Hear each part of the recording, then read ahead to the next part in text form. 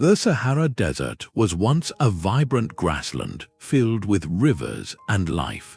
This is the story of a lost world and the civilizations it nurtured, a forgotten chapter where climate change rewrote human history.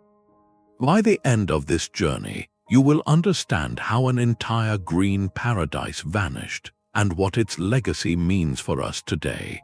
We will uncover mysteries hidden in ancient caves, from paintings of swimmers in a now waterless desert to the ruins of cities that mastered the sand. What does it mean for a civilization to be erased not by war, but by a shifting sky? This transformation is written in the very dust of the Sahara itself. The story begins not on the desert floor, but far out at sea, where scientists examine deep cores of ocean sediment. These muddy time capsules contain layers of ancient dust, blown off the African continent for millions of years.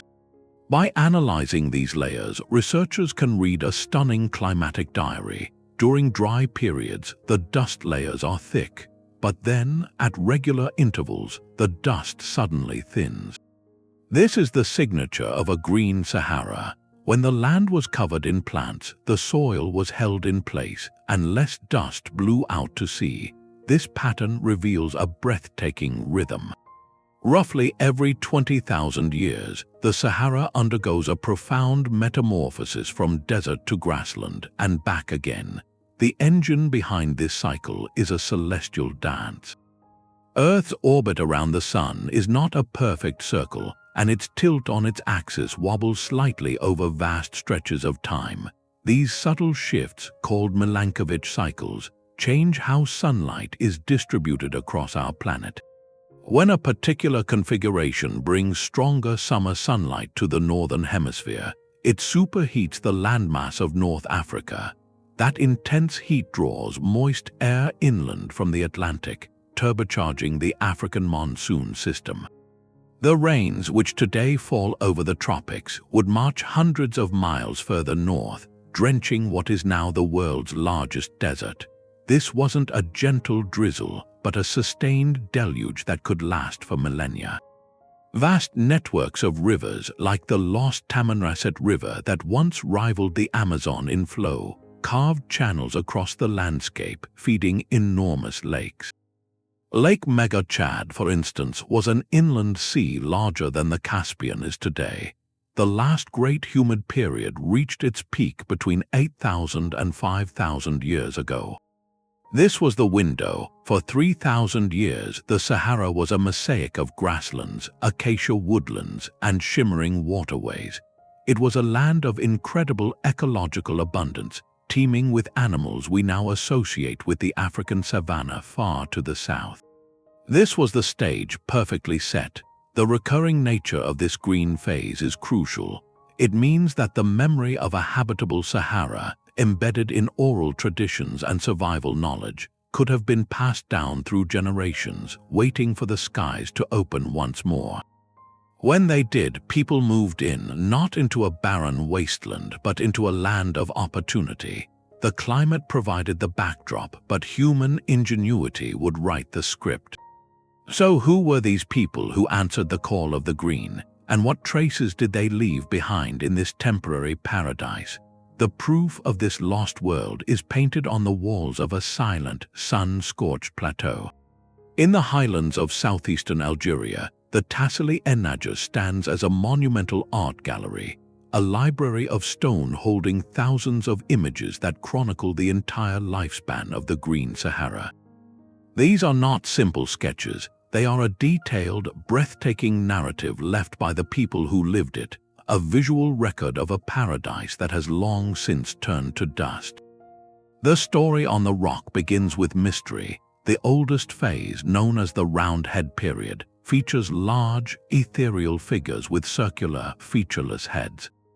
They appear in scenes of ritual and dance, often towering over smaller, more human-like forms. Archaeologists see in these paintings a deep spiritual life, a focus on the mystical and the ceremonial. It is the art of a people deeply connected to their environment, perhaps documenting their earliest understanding of the lush, abundant world they had entered. Then the canvas of the canyon walls explodes with life. This is the Bovidian period, named for its countless depictions of cattle. The scenes shift from the purely spiritual to the vibrantly everyday. We see detailed portraits of a pastoral society. Herds of majestic, long-horned cattle are tended by graceful figures. The landscapes around them are alive with creatures that seem unthinkable in today's Sahara. Giraffes nibble at treetops, elephants march in procession, hippos and crocodiles lounge in rivers that have not flowed for 5,000 years. This art is a direct window. It shows us not just what animals were there, but how people lived with them. We see scenes of hunting, of milking cattle, of community gatherings. The evidence suggests a complex, settled society that thrived on a mix of hunting, herding, and very likely early forms of cultivation, all supported by the reliable water and rich grasslands. This vibrant chronicle, however, holds within it the seeds of the end. The artistic record itself documents the change. In later layers, new subjects appear on the rock. Sleek horses pull lightweight chariots, their drivers often shown in dynamic scenes of movement or hunting. This is not just a change in artistic fashion. Experts interpret this as a profound shift in how people survived. The horses and chariots represent speed and range, technologies suited for a landscape that was becoming drier, more open, and less forgiving. The dense herds of cattle begin to fade from the pictorial record, suggesting the environment could no longer support them. The art becomes a stark before and after exhibit, marking the transition from a settled, pastoral paradise to a more mobile, adaptive society struggling with a contracting world. The very walls that celebrated the green begin to tell the story of its retreat. These rock paintings are a profound testimony, but the most dramatic evidence of the Sahara's past is etched into the earth itself. Beneath the endless dunes and gravel plains, the skeleton of a different world lies preserved. This is the story told by ghost rivers and phantom lakes, waterways that vanished millennia ago, but whose immense footprints are still visible from space. Modern satellite technology has revealed a stunning network of paleochannels, the buried beds of ancient rivers, crisscrossing the desert like faint scars on the landscape. The most colossal of these was the Tamanrasset River. Imagine a waterway that began in the Atlas Mountains, gathered strength across what is now Algeria, and carved a path hundreds of miles wide all the way to the Atlantic coast of Mauritania. Geological studies suggest its flow may have rivaled that of the Congo or the Amazon, a titanic artery of fresh water pumping life into the heart of the Sahara. This was not a solitary river, but the central vein in a continent-wide circulatory system. Where these rivers pooled, they created vast inland seas. The most famous is Lake Mega Chad. At its peak around 6,000 years ago, this lake covered an area larger than the Caspian Sea does today. Its shores would have been a hub of incredible biodiversity, a magnet for human settlement, supporting fisheries and fertile plains for grazing and agriculture. These water systems were the true architects of Saharan civilization. They were not just sources of water, they were highways. The river valleys created green corridors through the landscape, natural routes for animals to migrate and for people to follow. They connected distant regions, allowing for the exchange of ideas, goods, and technologies. This connectivity explains one of the great mysteries: how sophisticated communities could flourish so far from the Nile Valley. They were not isolated outposts, but part of a vast, interconnected network thriving in a continental interior that is now impassable. The rivers provided the stability needed for populations to grow, for societies to develop unique traditions in pottery, toolmaking, and social organization, entirely independent of the Egyptian world to the east. This makes the end of the Green Period not merely a change in weather, but a catastrophic rewiring of an entire continent. The primary driver behind the disappearance of these civilizations was not invasion or conflict, but the slow, relentless vanishing of their lifeblood. As the orbital cycle shifted and the monsoon rains retreated south, the giant rivers began to fail.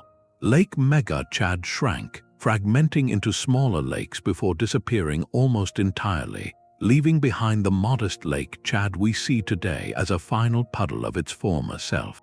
The Tamanrasset River dwindled to a trickle, then to dust. Without water, the grasslands died. The animal populations either moved south or passed from the region. The green corridors turned to brown, then to barren yellow. The communities that had built their lives around these stable water sources faced an impossible choice: stay and endure an increasingly harsh environment, or leave everything behind in a great dispersal. This was not a single event, but a prolonged period of hardship and difficult decisions that reshaped human geography across North Africa. The story of their adaptation to this crisis is written not in paint or riverbeds, but in the very tools they left behind. The people who painted their world onto the Tassili walls were far more than artists. They were architects of a thriving civilization built on a foundation of grass and herds. Archaeologists call this era the pastoral Neolithic, but a more evocative name has stuck: the cattle culturers. Their society was a masterpiece of adaptation, one where human life was intricately woven with the lives of their animals. Wealth was not counted in gold or grain, but in the size and health of a family's herd. These long-horned cattle were walking banks, a living economy that provided milk, blood, meat, and hides. But they were clearly so much more. The care evident in the rock art, the graceful, almost reverent depictions, suggests a relationship that went far beyond the practical. For the cattle culturers, their herds were likely central to their very identity and spirituality.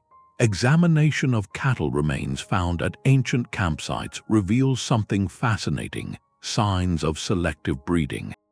These were not simply wild aurochs that had been captured.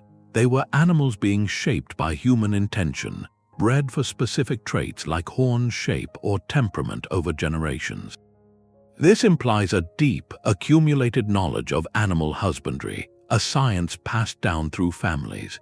This knowledge structured their entire year. They were not random wanderers, but highly organized communities that practiced transhumance, the seasonal movement of livestock between fixed grazing grounds. They would have known the landscape intimately, the location of every reliable waterhole, the best pastures for the wet season, and the sheltered valleys that offered respite during drier times. Their territory was vast, but it was managed, a testament to social cooperation and sophisticated environmental understanding. The art offers clues to their spiritual world.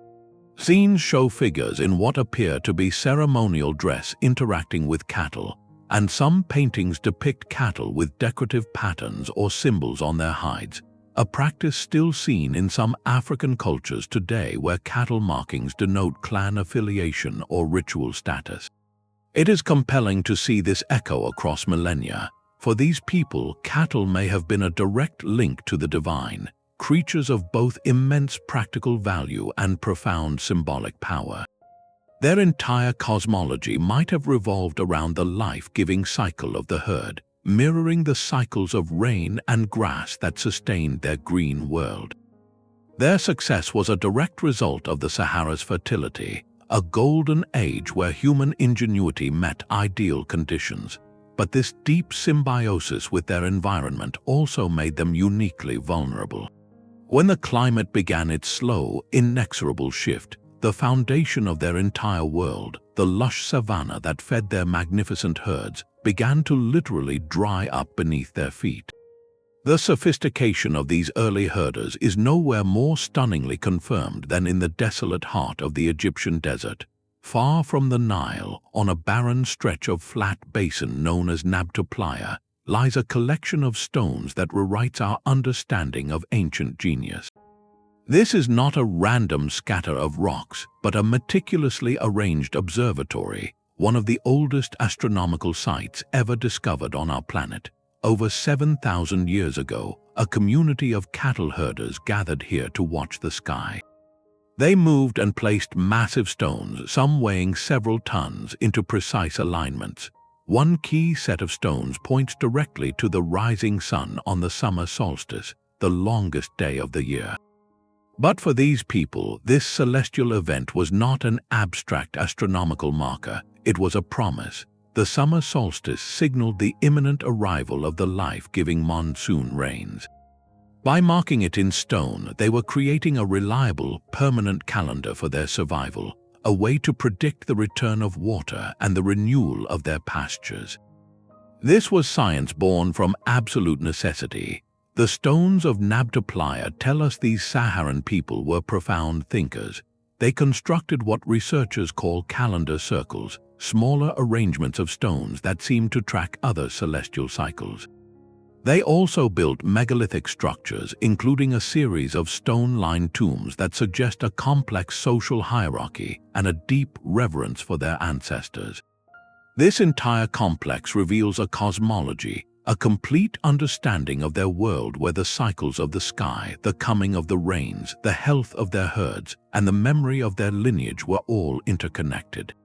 It paints a picture of a society with specialists, perhaps early priests or astronomer herders, who dedicated themselves to reading the heavens. The implications of this discovery are monumental.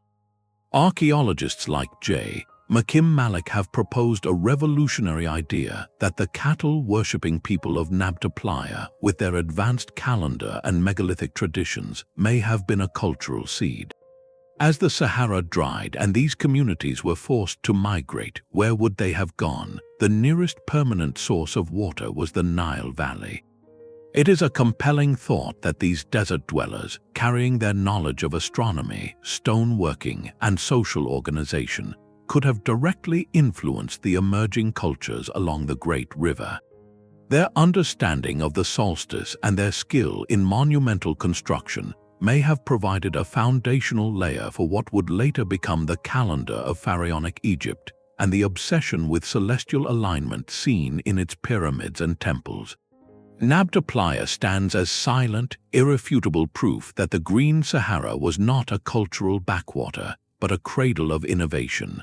Long before the first pyramid stone was cut, people gazing up from a now barren playa were mapping the stars, predicting the rains, and building a legacy in stone. Their story, however, was reaching its most challenging chapter as the very skies they learned to read began to withhold their bounty. But before the herds and the calendars, there was something older, something stranger painted on the canyon walls. Look again at the earliest layers of the Tassili gallery, and you will find the round heads. These figures defy simple explanation. Towering over other images, their most defining feature is a large, smooth, circular head, often with no face, no eyes, no mouth. They are depicted in poses of ritual or dance, some with what appear to be animal attributes like antennae or feathers, others seeming to float weightlessly in the pictorial space. They do not look like the herders or hunters of the later art. They feel like visitors from a different realm of thought. This artistic style is a stark departure from the vivid realism of the cattle scenes. It is abstract, symbolic, and deeply mysterious. Scholars who study these images often describe them as shamanistic. In many ancient cultures, individuals believed to bridge the human and spirit worlds are shown in art with transformed or exaggerated features.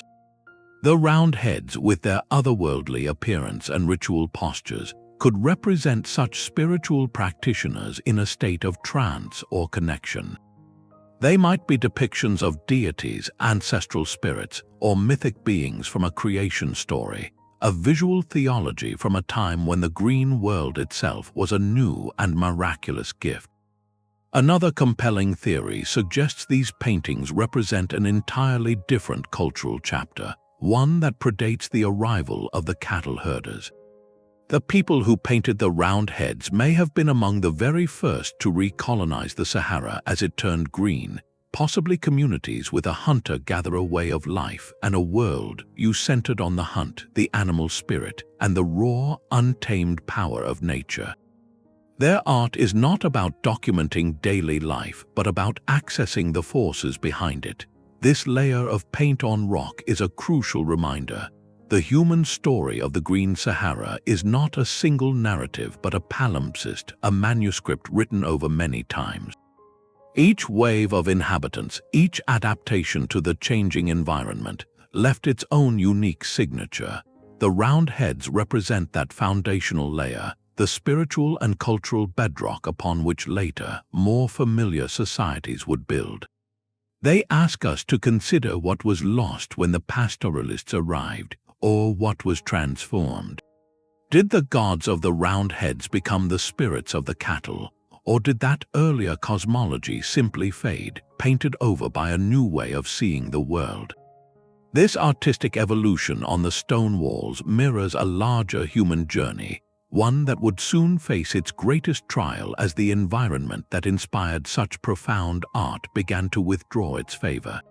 The story of the Sahara does not end with the last green grass. While the Great Humid Period faded, human determination did not. Centuries later, in the heart of what is now one of the most arid places on Earth, a civilization emerged that defied the very logic of the desert. They were the Garamantes of the Fezzan region in southern Libya, and they built their empire not with rivers from the sky, but with water stolen from deep beneath the earth. Their era, from about 500 years before the Common Era to 500 years after, was a world already dry. The monsoon rains had long retreated, the Great Lakes were dust, and the paintings of cattle were ancient history. Yet here, in this harsh new reality, they engineered a miracle. The secret was a technology of breathtaking cleverness known as the Fezzan. These were not simple wells, but vast underground tunnels, sometimes stretching for many miles, that tapped into ancient fossil water reserves trapped in sandstone aquifers deep below the desert floor.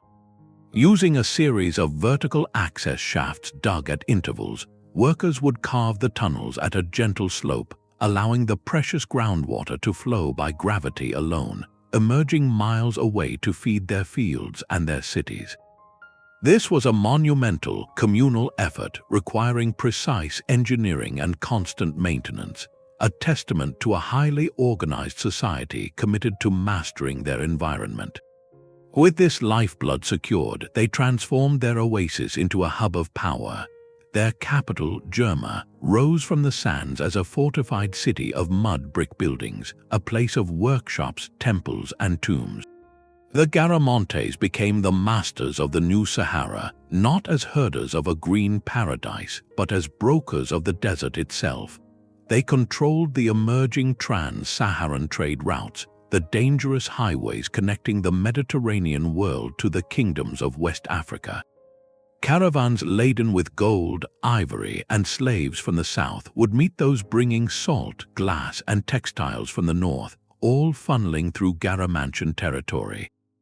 Their wealth and influence were noted by the great historians of the classical world, like Herodotus, who wrote of them as a formidable, chariot-riding people.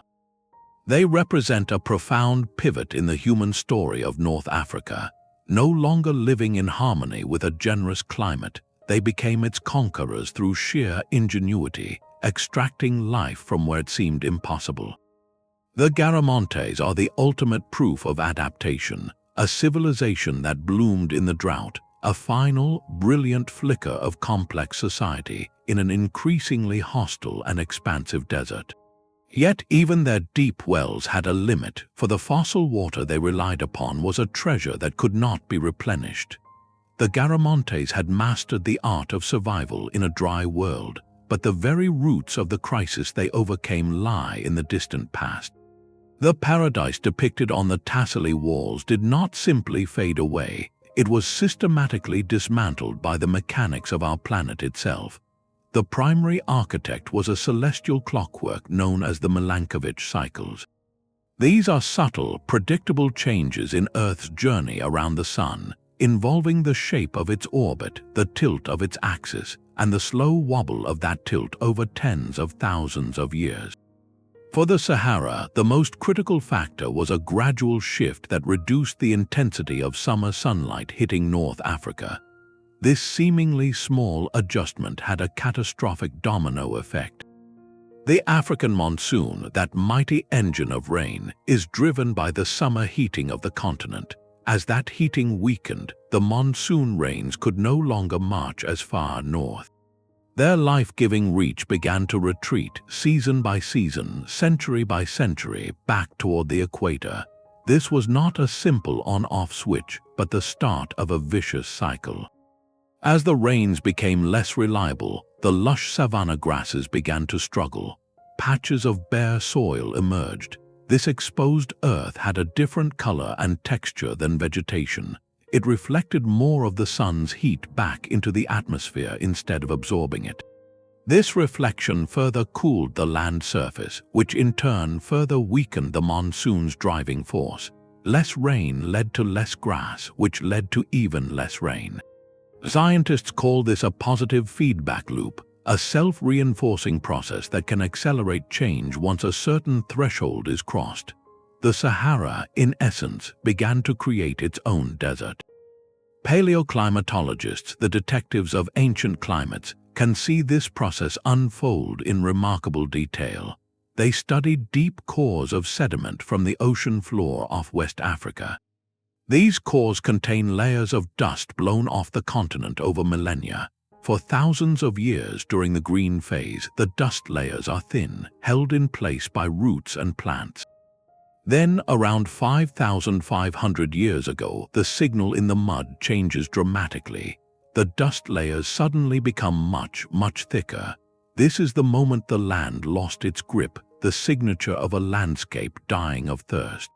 The soil itself was now being carried away on the wind, a continent-wide exodus of dust marking the final triumph of the desert.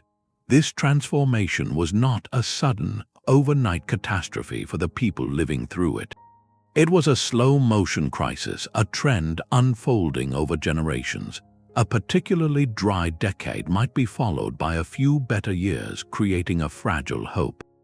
But the overall trajectory was relentlessly downward. Ecosystems were pushed past a tipping point. Waterholes that had been reliable for centuries began to fail one by one. Pastures that once supported vast herds could no longer sustain them. This environmental shift became the central, inescapable crisis that every Saharan civilization, from the cattle culturers to the Garamantes, ultimately had to confront. Their stories are all variations on a single, profound human theme: adaptation in the face of a changing world. The choices they made, where to go, how to survive, what to abandon, would echo across continents and shape the course of history far beyond the desert's expanding borders. The slow death of the Green Sahara triggered one of the most significant human movements in prehistory. As the life-giving waters retreated, the communities that had thrived for millennia faced a stark and inescapable reality. Their world was literally shrinking around them, and staying meant facing an increasingly difficult struggle for survival.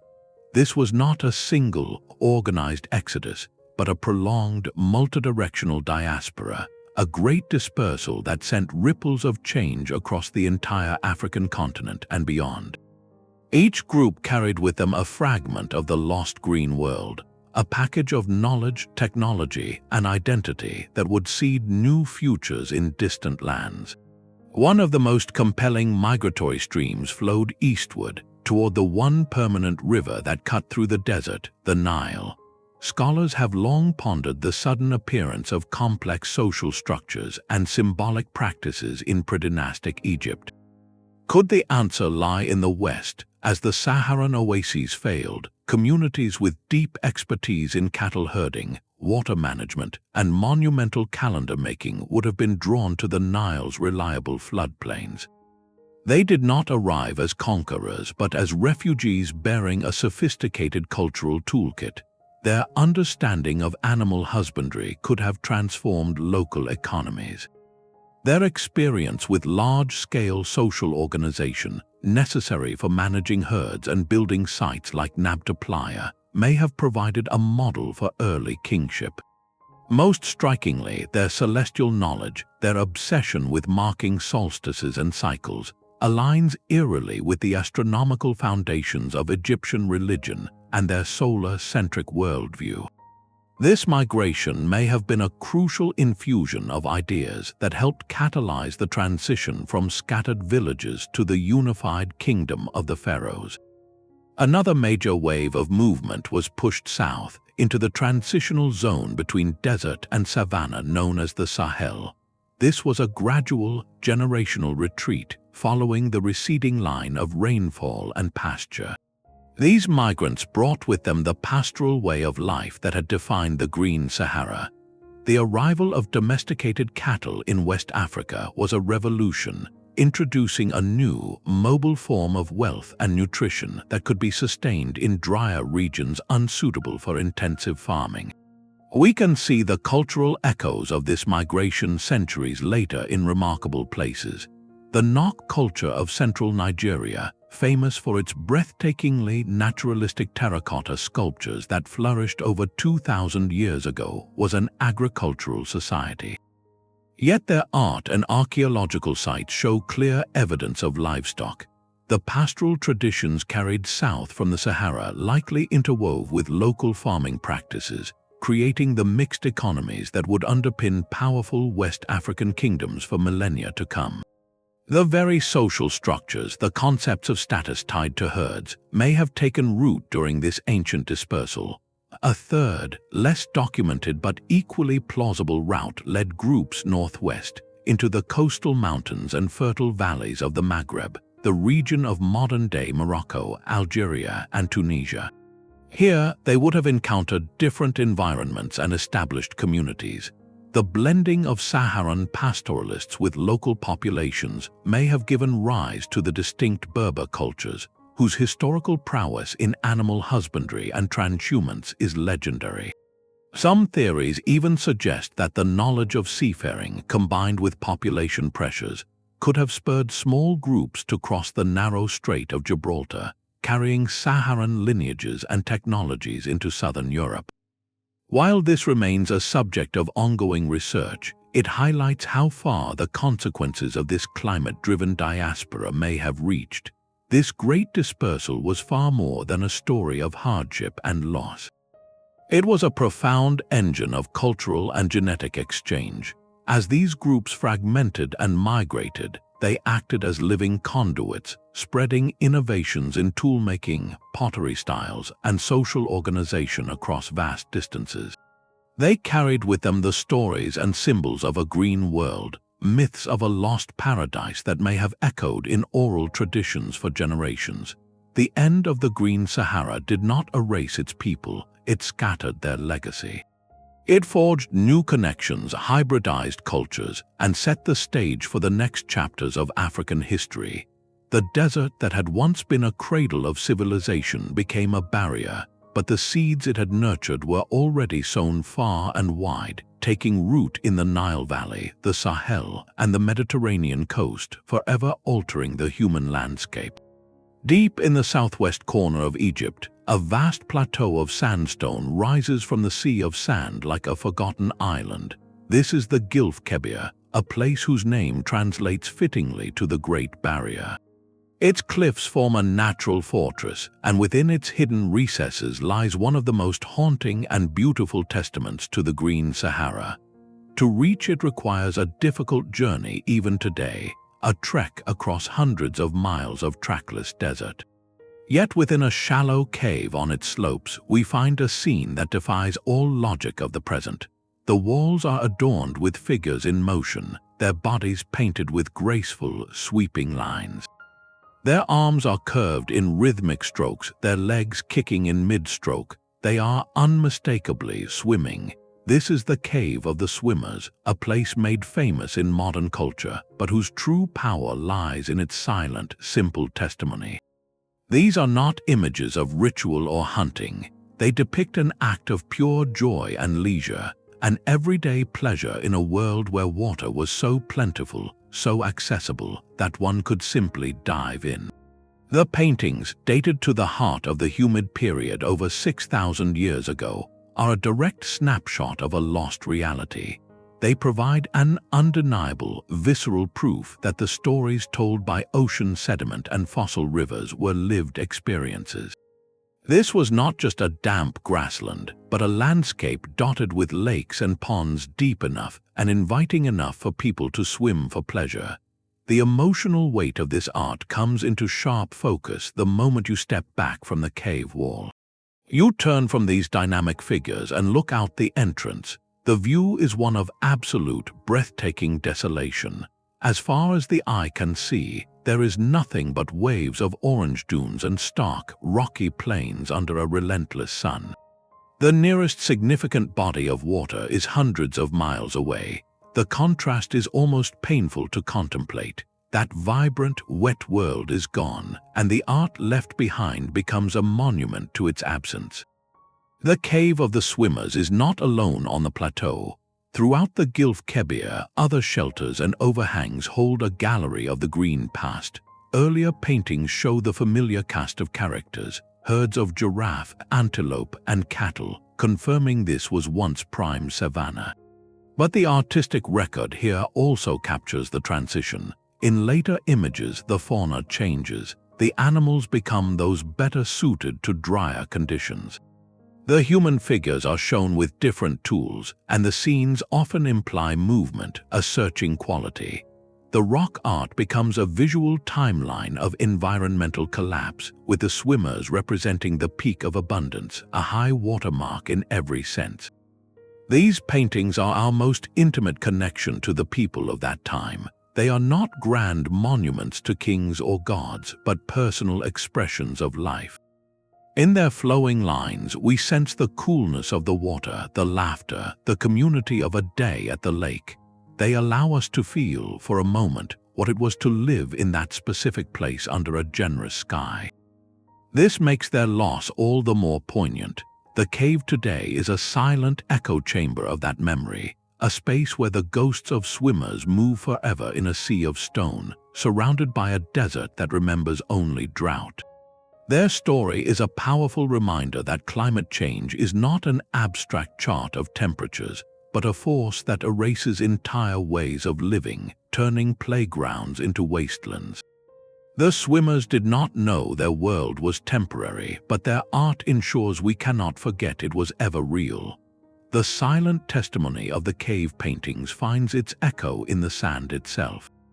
For decades, the sheer scale of the Sahara made finding physical traces of these lost communities like searching for a needle in a dune sea. But modern archaeology is no longer relying on chance discoveries. It is using the eyes of technology to see what the desert has tried to bury. The key lies in looking not just at the surface but beneath it. Ground-penetrating radar sends pulses of energy into the earth, mapping buried structures without moving a single grain of sand. Satellite remote sensing analyzes subtle differences in vegetation growth or soil composition, revealing the ghostly outlines of ancient riverbeds, lake shores, and even the foundations of settlements invisible from the ground. Drones now fly over vast, inaccessible tracts, creating detailed three-dimensional maps that can pinpoint potential sites for closer study. This technological toolkit is pulling back a veil, allowing us to find the literal footprints of civilizations that walked this land when it was green. One of the most profound revelations came from a place called Gobero, in the heart of modern Niger. Today, it is a desolate stretch of the Tenor Desert, part of the Greater Sahara. But around 8,000 years ago, it was the lush shoreline of a vast lake. Archaeologists working there uncovered something extraordinary, a cemetery that held the resting places of two distinct cultures separated by 1,000 years of climatic change. The earliest were the Kiffian people, tall, robust individuals who lived there during the peak of the humid period. Their burial sites were often marked with artifacts that spoke of their world, harpoons and hooks for fishing, and tools for hunting the large game that thrived by the water. Their very bones, studied by researchers, showed a life of activity and a diet rich in fish and meat, a testament to a lakeside existence of abundance. Then the climate shifted, the lake shrank, and the region became drier for a time.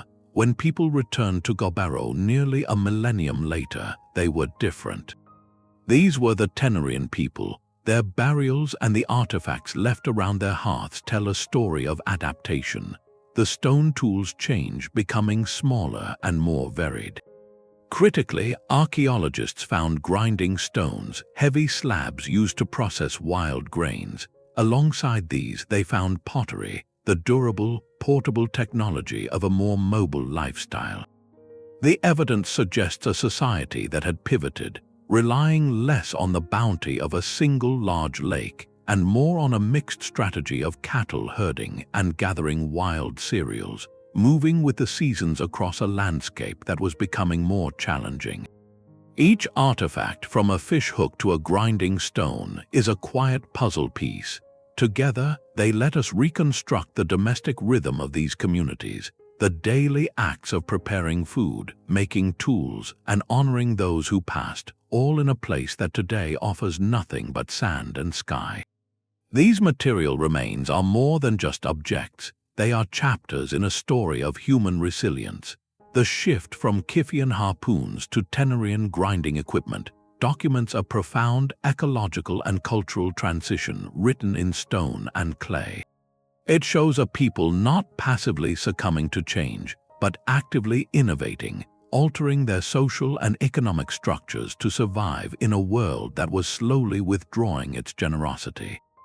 The settlements beneath the dunes, now being mapped by radar and satellite, were the stages where this slow drama of adaptation played out over generations. They are proof that the Green Sahara was not just a temporary campground, but a deeply inhabited homeland, a place where people lived, loved, worked, and were laid to rest, leaving behind a legacy that only now we are beginning to fully understand. The story of human adaptation in the Sahara is also a story of connection. Long before the great camel caravans of the medieval era snaked across the dunes, trade was already flowing through the green corridors of the savannah. When the land was lush and rivers provided natural highways, people moved with relative ease.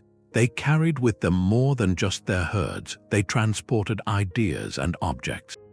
Archaeologists have traced the movement of specific materials across vast distances. Obsidian, a volcanic glass prized for making sharp tools, was transported hundreds of miles from its few sources. Vibrant ochre pigments used in the rock art itself were traded for ceremonial and decorative purposes. Perhaps most telling are ornamental seashells from both the Atlantic and Mediterranean coasts, found deep in the interior at sites dating to the humid period. These shells were not practical items. They were valued for their beauty, likely used in personal adornment or as symbols of status. Their presence tells us that communities separated by great distances were in contact, exchanging not just necessities but objects of cultural meaning. This established a foundational network of routes and relationships, a social map etched into the landscape by countless journeys. When the climate changed, this map did not simply vanish. It was repurposed for a new and harsher reality.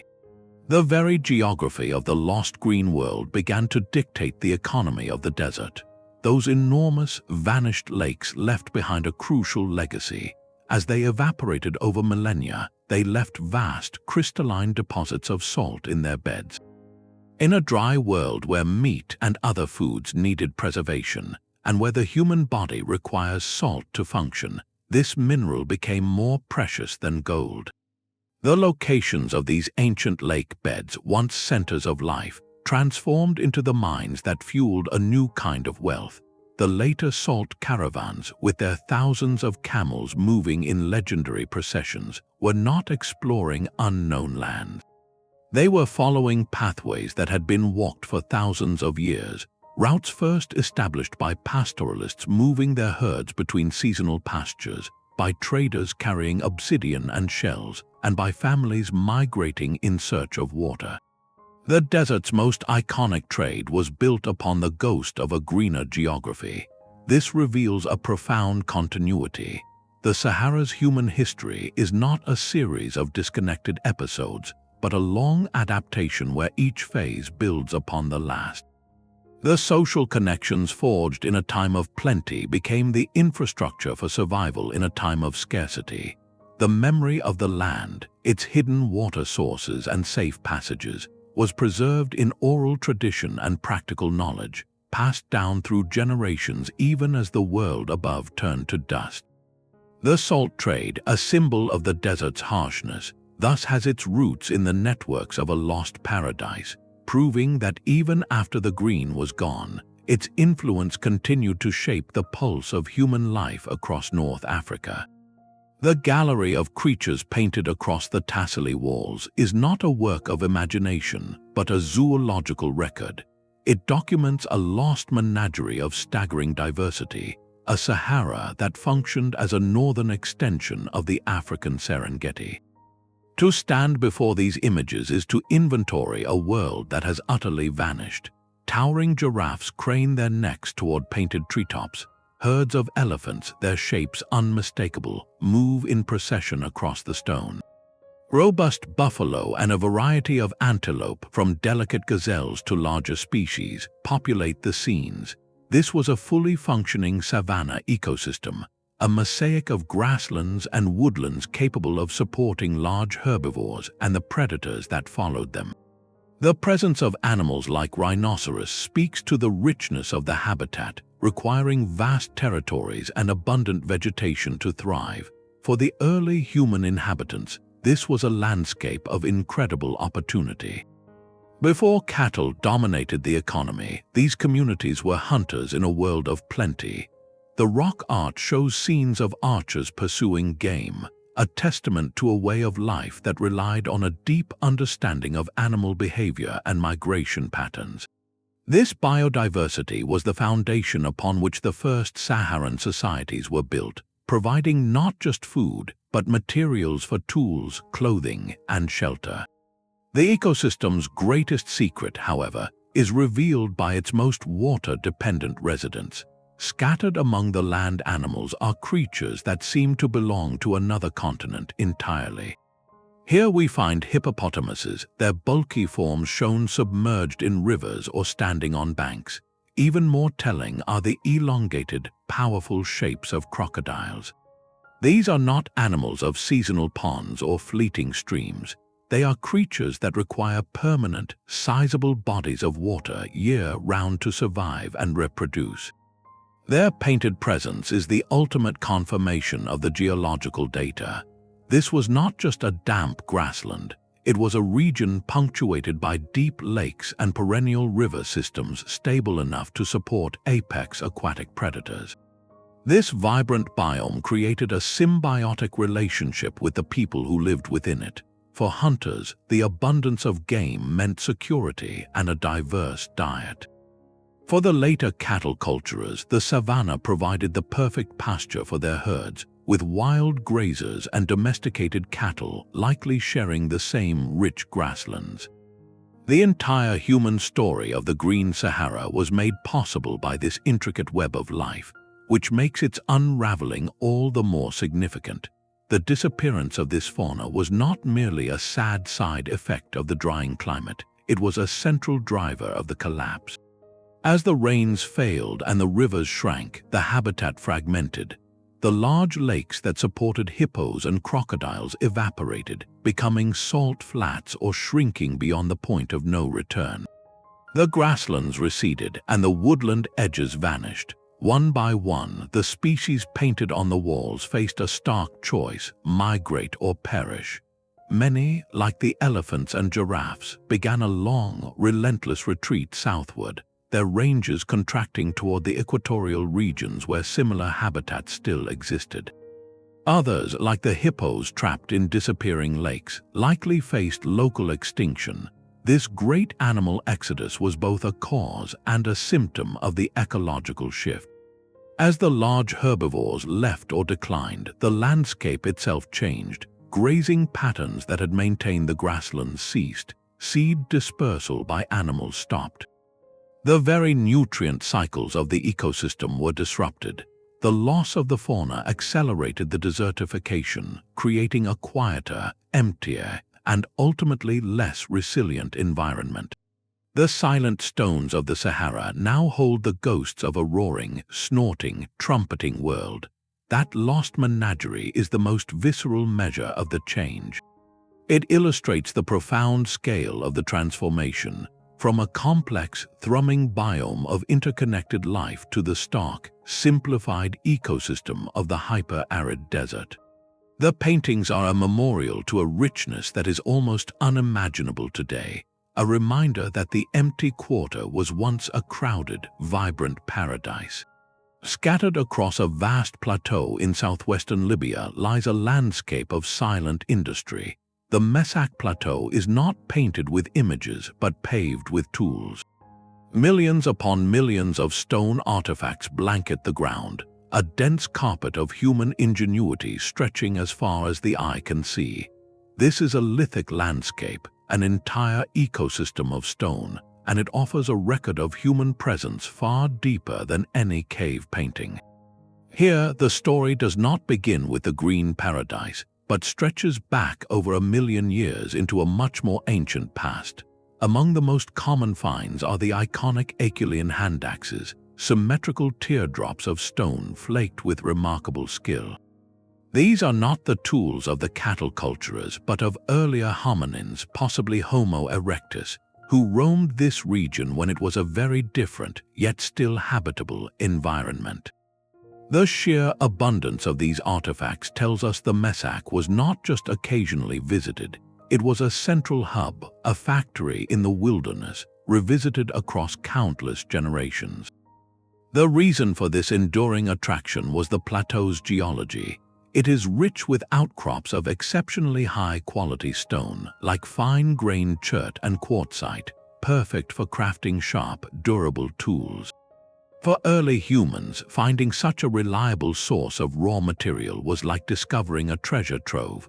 They returned here for millennia, not just to live, but to work. The ground is littered with the evidence of their craft, the discarded cores from which flakes were struck, the rough blanks, the finished tools, and the countless chips of waste material from the knapping process.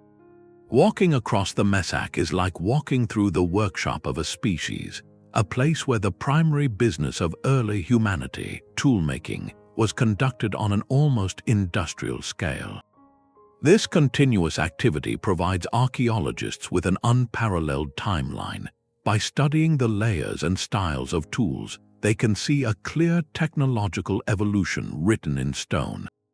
The thick, heavy hand axes of the earliest periods give way, over hundreds of thousands of years, to more refined and specialized toolkits. Smaller, lighter points, delicate blades, and finely worked scrapers begin to appear, reflecting advances in technique and likely changes in what these tools were used for. This progression is the key to understanding human adaptation. The changing toolkits are a direct response to the changing world. During the deep past, the types of tools found suggest strategies for processing large game or working wood in a more wooded environment. As the climate cycled toward greener phases, the tool assemblages shift. Archaeologists find more tools associated with processing plant materials, or smaller points that might have been used for hunting the diverse antelope of the savanna. Later, as the pastoralists arrived, the stone tools are found alongside pottery and grinding equipment, showing a blended technology for a new way of life. The Messak Plateau, therefore, acts as a stone calendar. The density and variety of artifacts spike during the humid periods, when the region could support larger, more settled populations. During arid phases, the record thins but rarely disappears entirely, indicating that even in hard times, this resource-rich plateau remained a crucial refuge, a place where knowledge of the land and its stone was preserved. This makes the Sahara story even grander. Long before it was a desert, and long before the great green periods of the last 10,000 years, this continent's interior was a crossroads. Different waves of early humans, with their evolving technologies and strategies, moved through this landscape, drawn to its resources and its pathways. The Messak Plateau stands as the ultimate archive of that deep time journey, proving that the human pulse in North Africa has been beating for over 1 million years, its rhythm dictated first by stone, then by water, and finally by the relentless advance of the sand. The silent stones and buried cities are not the only places where the green Sahara lives on. It whispers in the stories people tell, in the legends passed down across countless generations. When a landscape of such profound abundance vanishes, does it leave a scar on the collective memory of those who remain? Scholars have long pondered whether echoes of that lost world resonate in some of humanity's oldest and most enduring myths. One of the most compelling possibilities comes from the civilization that may have been its direct heir, ancient Egypt. The Egyptians envisioned a glorious afterlife in a place called the Field of Reeds, or Sekhet Aru. This was not a shadowy underworld, but a perfect mirror image of Egypt itself, eternally green and fertile, crisscrossed by flowing waterways, a place of effortless abundance where the blessed dead lived forever in peace. For a people whose entire existence depended on the narrow, life-giving strip of the Nile, surrounded by the terrifying emptiness of the desert, this vision of a boundless, watery paradise is deeply symbolic. But could it also be a distant cultural memory? Some researchers suggest the Field of Reeds might preserve a hazy recollection of a time when the entire region to the west, the vast desert they knew as the land of the dead, was in fact a land of the living, a green and watered realm. It is a tantalizing thought that the ultimate paradise in their cosmology was not an invention, but a transformed memory of a real homeland lost to the sands of time. Further west, among the Berber and Tuareg peoples whose ancestors navigated the drying landscape, oral traditions are filled with tales of lost cities and vanished kingdoms. Stories speak of magnificent trading centers like Tadmeka or the legendary city of Zazura, an oasis of white buildings and palm groves said to appear and disappear within the desert, guarded by silent automatons. These are often described as places of immense wealth and advanced knowledge, swallowed by the advancing dunes as punishment for human arrogance or greed. While these stories likely refer to historical settlements from a much later period, their core narrative of a prosperous place consumed by the desert feels like a recurring theme, a cultural script written by the environment itself. The desert did not just bury cities, it buried their stories, transforming them into cautionary myths about the fragility of human achievement against the power of the shifting earth. The most famous and controversial connection, however, lies in the story of Atlantis. Plato's account, written in ancient Greece, describes a powerful, sophisticated island civilization that fell out of favor with the gods and was swallowed by the sea in a single day and night of cataclysm. Over the centuries, countless locations have been proposed for this lost realm. One persistent, though highly speculative, theory places Atlantis not in the ocean but in the eye of the Sahara. Proponents point to a geological structure in Mauritania known as the Richat structure, or the Eye of the Sahara, a series of concentric rings visible from space that roughly match Plato's description of the city's layout. The theory suggests that this region, during the last green period, could have been a vast inland sea or fertile basin hosting an advanced culture. Its catastrophic end, then, would not have been a sinking into the ocean, but a rapid desertification that consumed it with sand. Mainstream archaeology and history firmly reject this idea, noting the vast discrepancies in timeline and the clear allegorical nature of Plato's story. Yet the enduring appeal of the connection speaks to something deeper. It reflects a human desire to pin a grand, universal myth of loss onto a real, physical cataclysm. The story of Atlantis is at its heart a story of a golden age brought low by natural disaster, a narrative that would have been painfully familiar to any descendant of the Green Sahara. While drawing direct lines from myth to prehistory is always speculative, the pattern is too compelling to ignore. Cultures that emerge from a traumatic environmental shift often encode that experience into their foundational stories. The transformation of the Sahara from a cradle of life to a barrier of death was arguably one of the most dramatic such shifts in human history. It makes profound sense that the shock of that loss, the memory of rivers where there is now only dust, would echo down the centuries disguised as legend. These stories are not factual records but emotional ones. They preserve the awe of abundance and the trauma of collapse in the language of metaphor and morality. They remind us that climate change is not just a physical process but a cultural event, one that can haunt the imagination of a people long after the last grassland has turned to stone.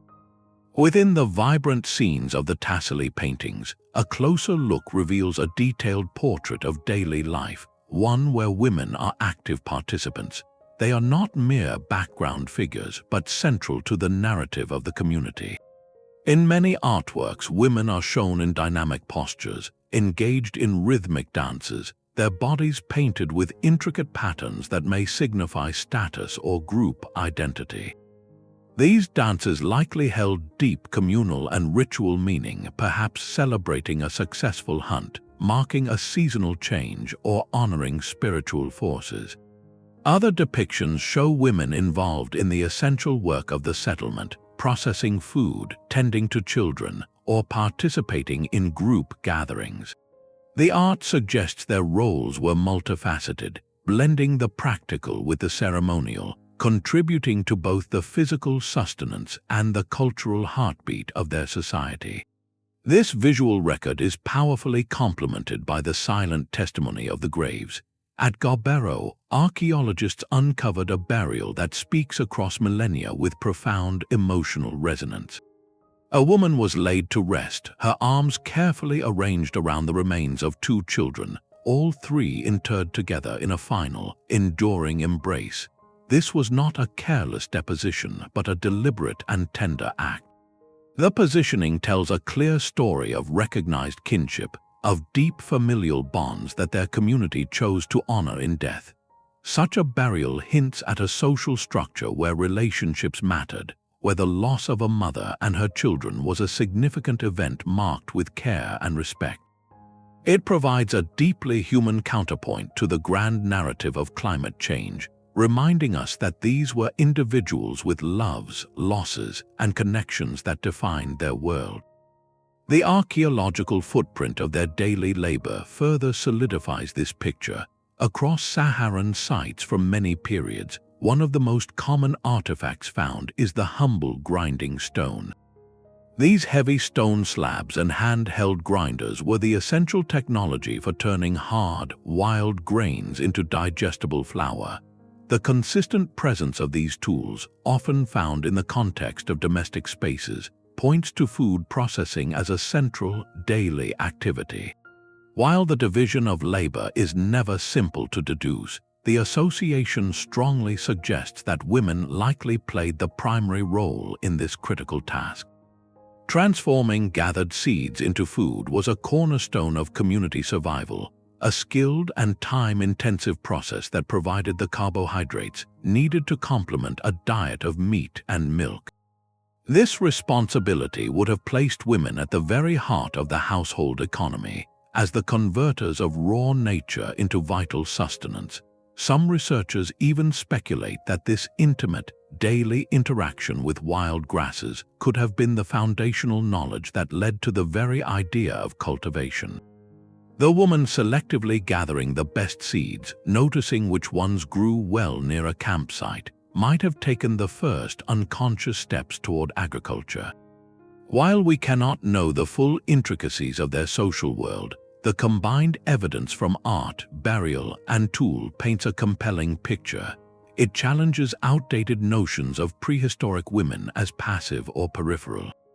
In the Green Sahara, their contributions were indispensable.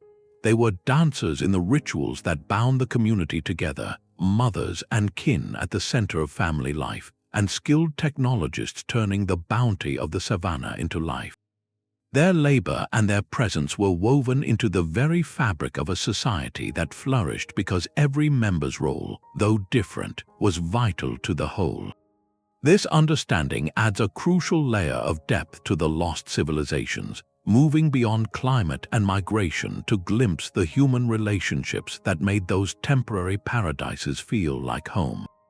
The legacy of the Green Sahara found its last stubborn foothold not in the center of the desert, but along its southern frontier. On the rocky escarpments of what is now Mauritania, the stone settlements of Dhar, Tichitt, and Wallata stand as monuments to a final act of defiance. From around 2,000 to 500 years before the Common Era, as the Great Humid Period was a distant memory and the desert was actively expanding, people here chose not to leave. Instead, they built and they adapted with breathtaking ingenuity.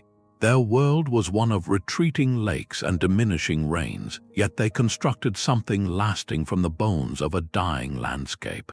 The most immediate evidence is the architecture itself. Walking among the ruins today, you see the outlines of hundreds of dry stone-walled compounds, their foundations still clearly visible. These aren't random piles of rock. They are arranged in distinct clusters and patterns, with pathways running between them, suggesting a high degree of social planning and communal agreement. This was a deliberate settlement, a place where people decided to make a permanent stand against the advancing aridity. To survive here required a radical diversification of how they lived. Archaeological evidence paints a picture of a three-part economy, a clever hedge against an unreliable environment. They maintained herds of cattle, the classic heritage of the Saharan pastoralists, but these animals now had to graze on sparse, patchy grasslands. They also continued to fish, but in lakes that were shrinking season by season, becoming shallower and more saline. The third pillar of their survival, however, was revolutionary. At Dhar, Tichitt, researchers have found the earliest known evidence for agriculture in West Africa, the cultivation of pearl millet. This was a masterstroke of adaptation. Pearl millet is a remarkably drought-resistant grain, capable of thriving in poor soils with very little water. By domesticating and farming this hardy plant, these communities were no longer solely at the mercy of rainfall for their pastures or lakes for their fish. They were actively creating their own food supply, turning the marginal land into a productive one. This innovation represents a profound cognitive leap. It meant planning for an entire growing season, protecting fields, storing harvests, and developing new tools and knowledge. The stone granaries found at these sites are as significant as the dwellings, for they symbolize a shift from a purely mobile, reactive existence to a more settled, forward-looking one. They were fighting the desert with organization and stored surplus. These settlements were more than just a last holdout, they were a dynamic cultural bridge. The people of Dhar, Tichitt, and Wallata were the inheritors of a long Saharan pastoral tradition, yet they were also pioneers, experimenting with the agricultural practices that would become the bedrock of great West African kingdoms to the south, like Ghana and Mali, centuries later. They occupied a precarious middle ground in both geography and time, caught between the vanishing green world of their ancestors and the emerging savanna societies of their descendants. Their story is one of resilience, but it is not a fairy tale. The very fact that these sites were eventually abandoned tells us that even their brilliant adaptations had limits. The desert continued its advance, and the ecological pressure likely became too great. Yet their endurance for over a millennium is a testament to human tenacity. They did not merely endure change, they engineered a new way of life from its challenges, leaving behind a blueprint written in stone and millet seeds for the civilizations that would follow. The tools left behind by these communities are a quiet dialogue with the world they knew. Each finely crafted arrowhead, each smooth scraper, tells a story of specific need and mastered skill. The arrowheads, often made from precious traded obsidian, were not crude points but aerodynamic works designed for precision, enabling hunters to take down the swift antelope that grazed the savanna. Scrapers, with their carefully honed edges, were essential for transforming the hides of those same animals into clothing, shelter, and containers, turning a successful hunt into lasting utility. Gouges and adzes speak to a landscape that offered more than grass, suggesting the working of wood, perhaps for tools, for parts of shelters, or for the handles of their weapons. This toolkit was not static. It evolved in direct conversation with a changing environment. As the large game became less abundant, the tools became smaller, more varied, and geared toward a broader diet, reflecting a shift from specialization to versatile survival. One of their most profound innovations, however, was not of stone but of clay. The invention of pottery was a quiet revolution. For the first time, people could reliably store water and food, cook soups and stews that made nutrients more accessible, and possibly even ferment grains or fruits.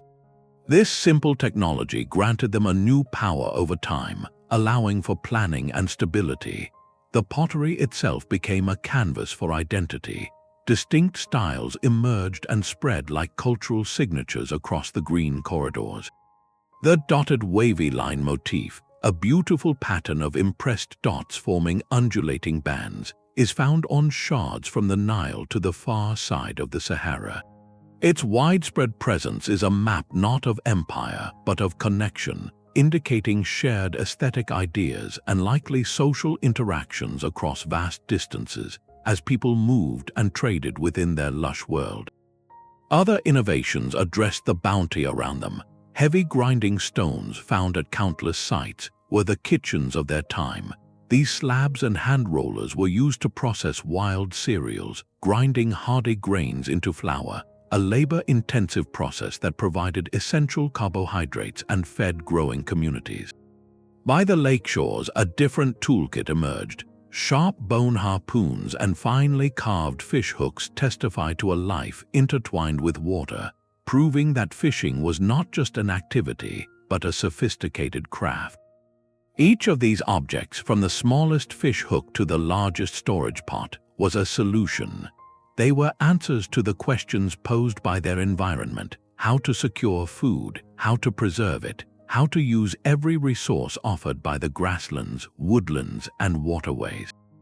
This material culture is the physical evidence of a thriving, thinking society, one that did not merely live in its world, but actively shaped and understood it through a legacy of quiet, everyday genius. The water that once filled the lakes of the Green Sahara did not simply vanish into the sky. A significant portion of it seeped down through layers of sand and porous rock, accumulating over millennia in vast underground reservoirs known as fossil aquifers. These are not living, flowing rivers, but immense static libraries of ancient rainfall, sealed away beneath the desert floor. The most famous of these is the Nubian sandstone aquifer system, a treasure of liquid history that stretches beneath parts of Libya, Egypt, Chad, and Sudan. The water held within its stone pores is not thousands, but in some places over 1 million years old, a direct, tangible remnant of the last great humid periods. It is the final, hidden legacy of the lost savanna. This discovery connects the ancient past to our modern world in a profound and pressing way. In the late 20th century, facing severe water scarcity, the nation of Libya embarked on one of the largest engineering projects in human history. They called it the Great Man-Made River. This was not a river in the traditional sense, but a colossal network of over 4,000 kilometers of massive pipelines, buried deep to avoid evaporation, that pump fossil water from the southern desert aquifers to the coastal cities and farmlands in the north. It is a system of breathtaking ambition, a modern marvel that has transformed Libyan agriculture and supported its population. In essence, it is a technology of resurrection, bringing the water of a green age back to the surface to make the desert bloom once more. But this modern miracle comes with a profound and unsettling echo. It mirrors on a gargantuan scale the same strategy used by the ancient Garamantes with their fagaras. Both civilizations looked to the same deep, ancient reserves when the surface world could no longer provide.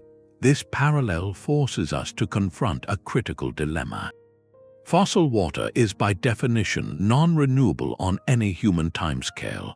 The rain that filled these aquifers fell when the Sahara was green, a climate regime that has not existed for over 5,000 years.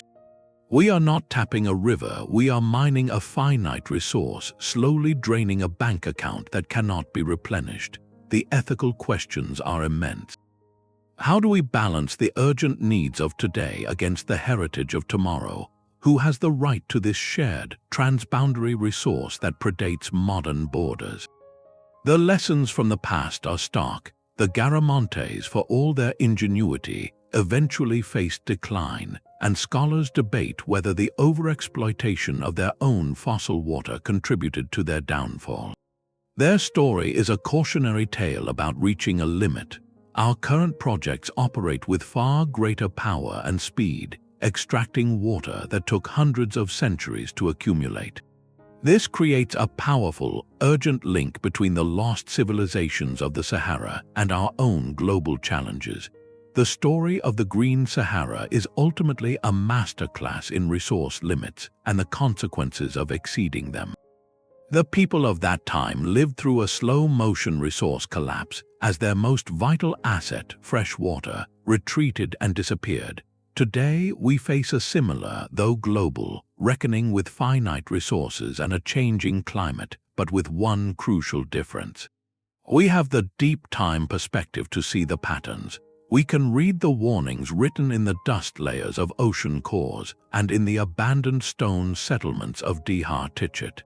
The fossil water beneath the desert is more than just a resource. It is a message in a bottle from a different world, telling us that environments can change beyond recognition, and that even the most ingenious adaptations have an expiration date if they are not sustainable. Tapping this ancient water is an act of both triumph over the desert and a poignant reminder of its ultimate power. It asks us what we will learn from the past before this last legacy of the Green Age, too, is gone. The story of the Nile Valley is often told as if it began in splendid isolation. But the great river was not a closed cradle. To its west lay a vast green interior, a land of pastoralists and astronomers whose world was slowly turning to dust. As that transformation accelerated, the logical refuge was the one permanent source of water, the Nile. This was not an invasion, but a migration of necessity, and it carried with it a profound cultural cross-pollination. During Egypt's formative predynastic period, roughly between 5,500 and 3,100 years before the Common Era, the archaeological record along the Great River shows a fascinating infusion of new ideas. Pottery styles appear that bear a striking resemblance to those found in Saharan sites, with similar shapes and decorative patterns like the dotted wavy line motif. Toolkits evolve, showing innovations in stone working that echo techniques perfected on the Messak Plateau. Most compelling are the spiritual parallels. The cattle so central to Saharan life and art find a powerful echo in early Egyptian religion. The sky goddess Hathor, one of Egypt's most ancient and revered deities, was intimately linked with cattle. She was often depicted as a cow, or as a woman with cow's ears and horns cradling the sun disk between them. She represented fertility, motherhood, and the celestial realm, a direct symbolic bridge between the nourishing herd and the life-giving heavens, a concept that would have felt deeply familiar to the cattle culturers of the lost savanna. This suggests that the migration from the Sahara did not just bring new people, it brought a whole cosmology, a way of seeing the world where animal life and celestial cycles were woven into the sacred. The influence may extend even to the foundations of kingship. The later pharaohs of Egypt were often symbolically referred to as the bull of his mother, linking royal power to bovine strength and virility. The ceremonial practice of the running of the Apis bull was a major state ritual.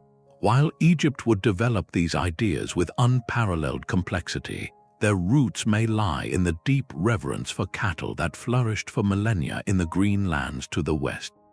Even the Egyptian afterlife, the field of reeds with its perfect, irrigated fields, could be seen as a mythic preservation of the very landscape these migrants were forced to abandon. This cultural exchange was almost certainly a two-way street. Goods like shells from the Red Sea or exotic stones found their way into Saharan burials long before the desert's final advance, proving that networks of contact existed. The emerging communities along the Nile did not simply copy their Western neighbors. They engaged with them, blending and adapting ideas into something uniquely their own. The result is that we cannot truly understand the rise of ancient Egypt without acknowledging the wider North African stage. The climatic drama of the Sahara, with its cycles of abundance and collapse, was a powerful engine of human movement and innovation. The Nile Valley provided a stable stage, but some of the actors and many of the early scripts came from the once green heart of the continent. This reframes the entire narrative. Egypt was not a solitary miracle, but the most brilliant and enduring flowering of a cultural ferment that stretched across a region undergoing profound change. The desert and the river were not separate worlds, but interconnected chapters in the same long human story, one of adaptation, memory, and the relentless search for permanence in an impermanent world. The silent sands of Niger hold a story told not in stone or paint, but in bone and earth. At a place called Gobero, on the edge of a long-vanished lake, archaeologists uncovered a cemetery that is a direct window into two distinct worlds within the Green Sahara, separated by over 1,000 years of climatic change. This site offers something profoundly rare, the chance to meet the individuals themselves, to see how they lived, how they cared for one another, and ultimately how they adapted as their paradise slowly faded. The first people to call this lakeshore home were the Kiphian, who lived there between 8,000 and 6,000 years before the Common Era. This was the Sahara at its wettest and most abundant. Their physical remains tell a striking story. The Kiphians were notably tall and robust, with skeletons suggesting lives of considerable physical activity. Analysis of their bones provides clues to their diet, revealing a reliance on the rich resources of the large lake. Chemical signatures point to a diet heavy in fish and the meat of large land animals, like the hippopotamus and buffalo that thrived in the lush environment. These were hunter-fisher-gatherers living in a time of plenty, their stature and health a direct reflection of the bounty around them. Their burial practices were simple yet deliberate, often placing individuals in shallow graves with artifacts from their daily lives, like finely crafted bone harpoons or stone tools, perhaps offerings for a journey beyond this one. Then the climate shifted, the lake shrank, and the region became drier for a time, leaving the site abandoned for centuries. When people returned around 5,200 years ago, they were different in almost every way. These were the Tenerian people. They were shorter in stature, and their way of life had transformed with the landscape. The Tenerian era coincided with the gradual drying of the Sahara, and their culture reflects a brilliant adaptation to this new reality. While they still fished in the shallower lake, their economy had pivoted. They were pastoralists, herders of cattle and goats, and they also gathered and processed wild grains. Archaeologists found the tools of this new lifestyle buried with them, grinding stones for turning hard seeds into flour and distinctive, decorated pottery for storage and cooking. Their burials often included these personal items, and sometimes ornaments like beads made from exotic materials, hinting at trade networks that persisted even as the environment grew more challenging. One Tenerian burial, however, speaks across the millennia with a quiet power that transcends all data. Researchers carefully uncovered the resting place of a woman, her arms arranged in a lasting embrace around the remains of two children. This poignant discovery, often called the Stone Age embrace, is not an artifact of tragedy alone, but a profound testament to human connection. The deliberate, tender positioning suggests a recognized kinship and a deep care in laying loved ones to rest. It hints at a social world where bonds of family were honored in death, and perhaps at beliefs concerning what lay beyond it. This single grave transforms abstract populations into a grieving mother and her children, a moment of universal emotion preserved in the dry earth. The scientific study of these remains adds incredible depth to their story. Osteological analysis, the study of bones, allows researchers to read the biography of a life. They can see signs of healed injuries, evidence of the physical risks of hunting or daily labor. They can identify patterns of wear on joints, telling of repetitive motions like grinding grain or paddling a canoe.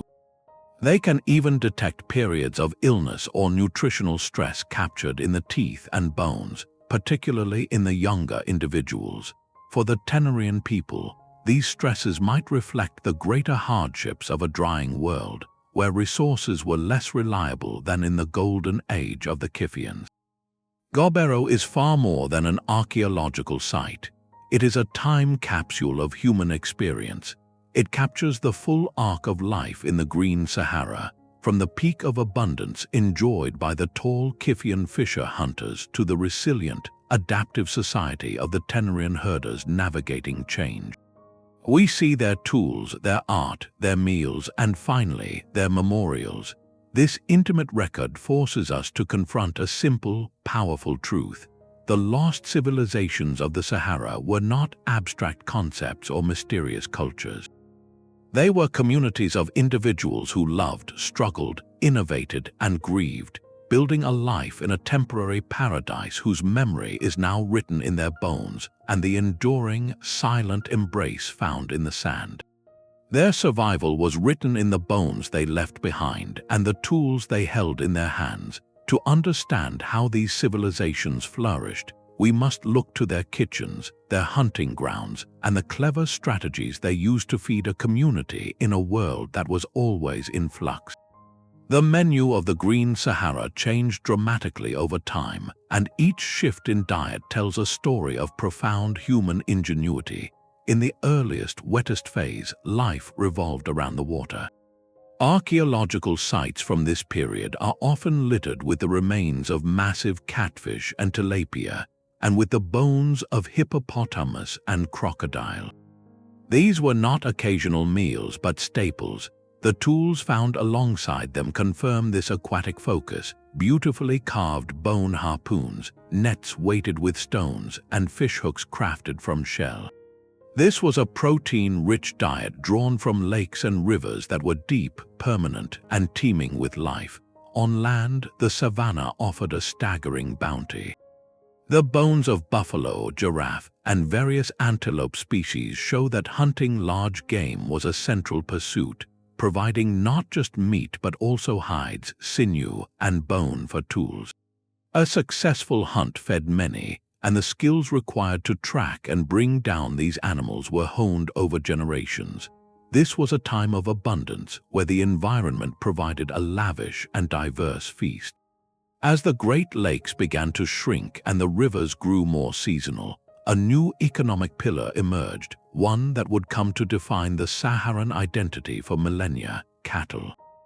The shift toward pastoralism was a revolutionary adaptation. Cattle were not merely walking meals, they were a renewable resource. They provided meat, of course, but also a daily supply of milk and, evidence suggests, blood, which could be tapped without ending the animal's life. This created a stable, mobile food bank that could walk with a community as it moved across the landscape. Herds represented wealth, social status, and security.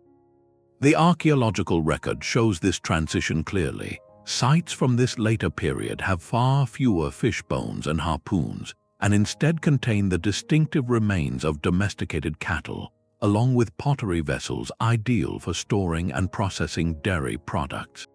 This was a strategic pivot from harvesting wild resources to cultivating and managing a living one. Yet these people were not solely herders. A closer look at their campsites reveals another crucial component of their diet: wild grains. Archaeologists find grinding stones, heavy stone slabs, and handheld rollers, worn smooth from constant use. Chemical analysis of these stones has detected residues of plants like sorghum and millet. This tells us they were gathering the hardy wild grasses of the savanna and processing them into flour, creating a carbohydrate-rich complement to their protein-heavy diet of meat and milk. This diversification was their genius. They did not rely on a single source of food, but on a portfolio of strategies. This flexible approach allowed them to become active managers of their environment, not just passive consumers. They practiced transhumance, the seasonal movement of herds between wet season and dry season pastures. This required an intimate knowledge of the land, the location of distant waterholes, and the growth cycles of different grasses. It was a calendar written in the movement of animals. There is also compelling evidence that they used fire as a tool. Controlled burns would have cleared out old brush, encouraging the growth of fresh, nutritious shoots for their herds to graze on, and possibly making it easier to hunt game attracted to the new growth. This practice would have helped maintain the open savanna landscape depicted in their art, preventing the encroachment of thicker woodland. They were subtly engineering their world to suit their needs. The ultimate testament to their agricultural innovation comes from the later settlements on the desert's edge, like Dhar Tichitt. Here, in a much drier world, we find the earliest evidence for the cultivation of pearl millet in West Africa. This was a deliberate, monumental step, moving from gathering wild grains to planting and tending them. It represents a final, brilliant adaptation to increasing aridity, a way to create food security in a place where nature's bounty was retreating. Their subsistence story is one of relentless adaptation. From fishers of giant catfish to herders of majestic cattle, from gatherers of wild seeds to the pioneers of drought-resistant farming, they continuously reshaped their relationship with their world. Their diet was their dialogue with the climate, a conversation that lasted for thousands of years and demonstrated that their greatest resource was not the water or the grass, but their own formidable and flexible intellect. The vibrant menagerie painted across the Sahara's stone walls holds within it a gallery of ghosts. Among the giraffes and elephants, another creature appears with striking frequency: a zebra. But this is not the familiar striped horse of the eastern savannas. The animals depicted in the Tassili and other sites are the Saharan zebra, a distinct species known to science as Equus mauritanicus. It was slightly smaller than its southern cousins, with a unique pattern of stripes, and it roamed the grasslands of North Africa for millennia. Today it is gone, a complete and total absence. The paintings are its only portrait. This vanished zebra stands as a powerful symbol for a much broader ecological loss. The rock art is a catalogue of extinction and migration, a visual record of a world that has been utterly emptied. Alongside the zebra, we see the African wild ass, the ancestor of the donkey, which is now critically endangered in its last wild habitats. We see the elegant scimitar-horned oryx, with its long, curved horns sweeping back like sabers, and the adax, a beautiful white antelope adapted to desert life, both of which are now extinct in the wild, surviving only in carefully managed reserves and private collections. These were not rare creatures in their time. They were integral parts of the ecosystem, grazing the savannas and shaping the landscape just as the herds of wildebeest do in the Serengeti today. Their disappearance was not a random event, but a direct, tragic consequence of the habitat's collapse. As the green corridors withered and the Great Lakes turned to salt flats, these specialized animals ran out of space and time. The savanna shrank, fragmenting into isolated pockets of grassland that could not support large populations. Food sources dwindled, and the distances between remaining waterholes became lethal. For species like the Saharan zebra and the wild ass, migration south was likely blocked by geographical barriers or competition with other animals already occupying those niches. They were trapped in a contracting world, and when the last patch of suitable grass died, so did they. This represents one of the earliest documented large-scale biodiversity losses driven by natural climate change. The rock art, once a celebration of life, becomes a historical record of an ecological tragedy. It shows us a thriving community of species, a complete web of life, and then allows us to see the silent gaps where each creature once stood. This ancient parallel to our modern conservation crises is impossible to ignore. Today, we track endangered species with satellite collars and genetic studies, but the principle is the same. A changing climate and shrinking habitat place immense pressure on specialized animals. The story of the Saharan zebra is a profound reminder of the fragile, non-negotiable link between a stable climate, a functioning habitat, and the survival of the species that call it home. When that environment transforms beyond recognition, even the most resilient creatures can vanish, leaving behind only their echoes in stone, a permanent reminder of what was lost when the green turned to gold and then to dust. The desert that consumed their world did not erase its people entirely. In the cultures that still navigate the sands, we find living echoes of that ancient green age. The Tuareg, often called the blue people of the Sahara for their indigo-dyed robes, and the diverse Berber communities of North Africa carry within their traditions a subtle, resilient memory of the past.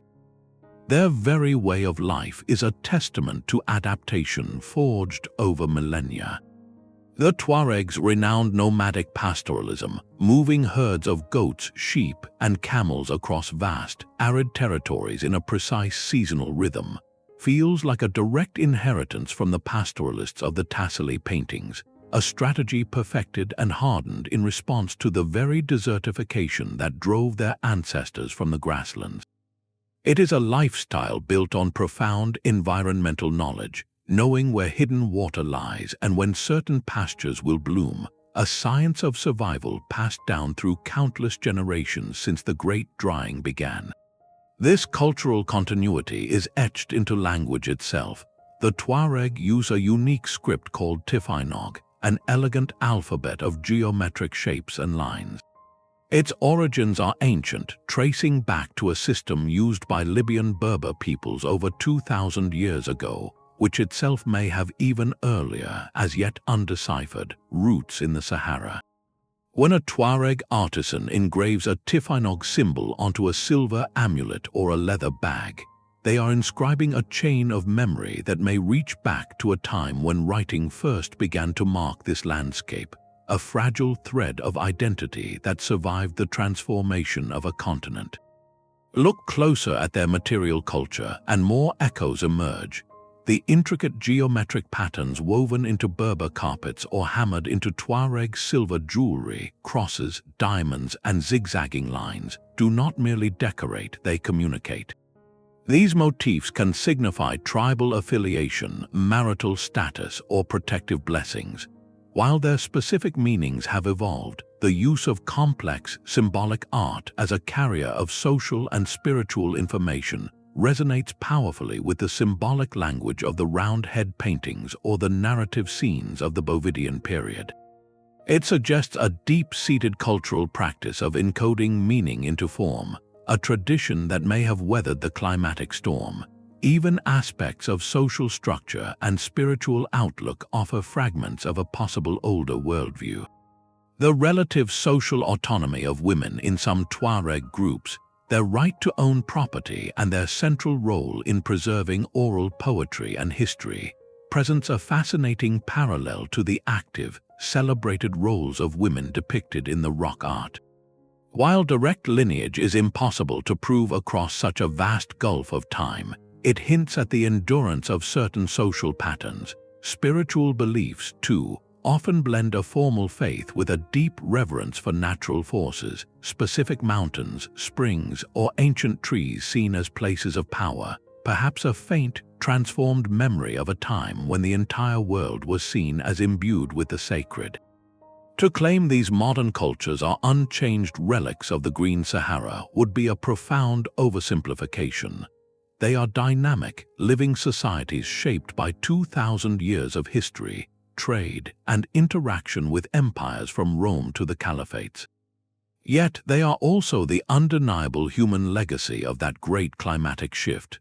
They represent the ultimate adaptation, not a people who vanished, but a people who transformed. They took the knowledge of the pastoralists, the resilience of the Garamantes, and the social bonds of the ancient communities, and refined them into a culture capable of thriving in the world the Green Age left behind. In their movements across the dunes, in the symbols on their jewelry, and in the stories told around a desert campfire, the Sahara's lost civilizations did not completely disappear. They learned to live with the desert, carrying forward a whisper of the paradise that once was. The ancient dust of the Sahara is now a key to unlocking our planetary future. Scientists have meticulously pieced together the story of the African Humid Periods, not just to satisfy historical curiosity, but to feed that data into some of the most sophisticated computer models of Earth's climate ever built. This is where the past transforms into a vital laboratory. By programming these virtual Earths with the conditions that turn the desert green, researchers can watch the models run, observing how the atmosphere, oceans, and land surfaces interact. They test their simulations against the hard evidence left behind: the fossil pollen, the lake sediments, the layers of dust in ocean cores. If a model can accurately recreate the Sahara we know from archaeology and geology, then it has earned a degree of trust. It suggests the model's physics, its understanding of feedback loops and energy transfer, is sound. This validated model then becomes a powerful tool for looking forward. The lessons are profound and directly relevant to our current moment of global warming. The Sahara's history is a masterclass in climate sensitivity, demonstrating how relatively small, periodic changes in Earth's orbit could trigger a complete biome transformation through powerful feedback mechanisms. The loss of vegetation leading to more reflected sunlight, which then further weakened the rains, is a classic example of a positive feedback loop that accelerated change.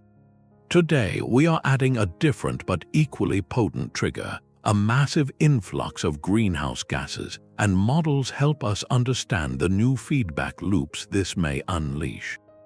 They allow scientists to explore potential tipping points, those critical thresholds in the climate system where a small push can lead to a large, often irreversible, shift. Could the melting of polar ice sheets or the dieback of major forests represent such a point?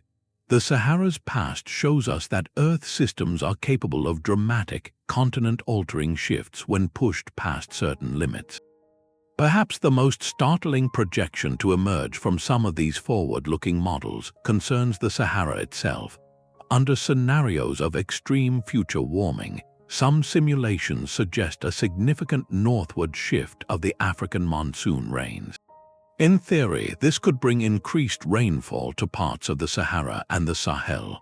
It is a counterintuitive idea that global warming might one day green parts of the desert again. But this is not a return to the ancient paradise.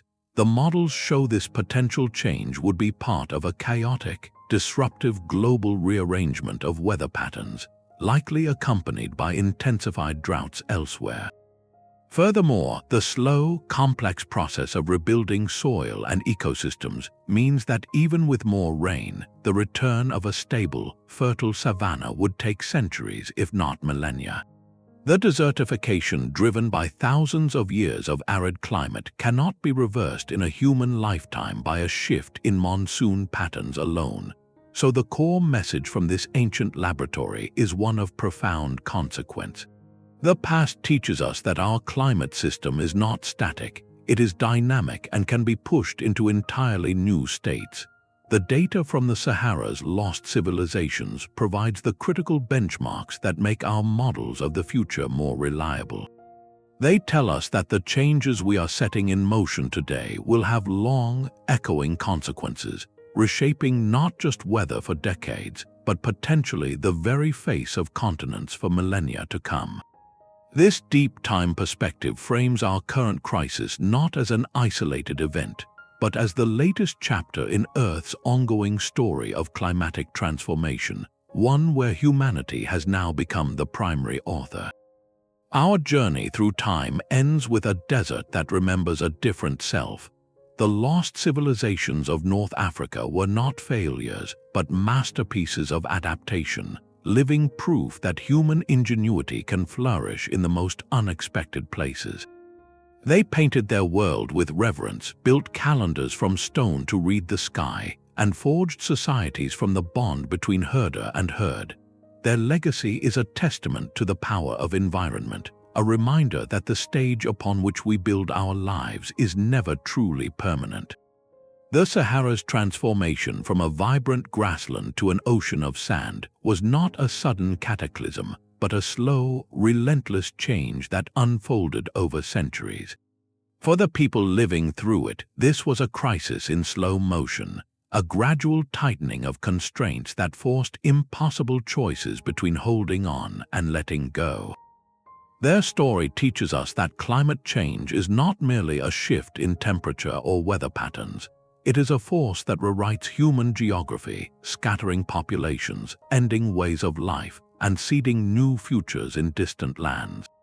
The silent stones and buried cities are a monumental lesson in planetary history.